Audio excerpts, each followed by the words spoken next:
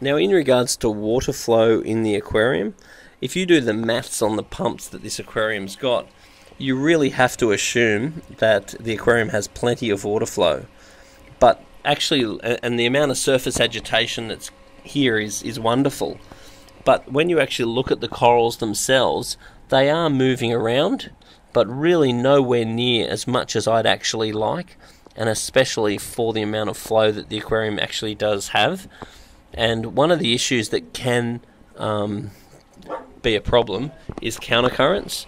So basically in this case we've got one that's basically jetting in that direction, so it's going that way, and then we've got one that's going this way. So this is just a small cube aquarium, so that one's sort of wanting to go that way, one's wanting to go that way, so they do effectively fight each other.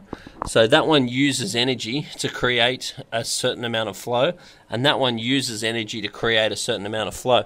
In a perfect world, you have an aquarium with heaps and heaps of water flow in which you can have it on a timer. So that one, say, comes on for an hour, blows it in one direction, then maybe goes off, and that one goes on and changes the direction of the flow, because changing direction of flow on a reef tank is highly advisable, but it is not advisable if the amount of flow you got really just isn't enough in the first place.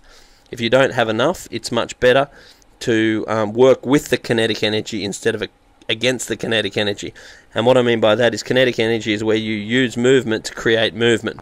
So if this one here is pumping that way, and that one there is pumping that way, then the water in the aquarium gains momentum, so therefore it will actually use the movement to create more movement, and then all the energy is working with each other to give the aquarium heaps better water flow.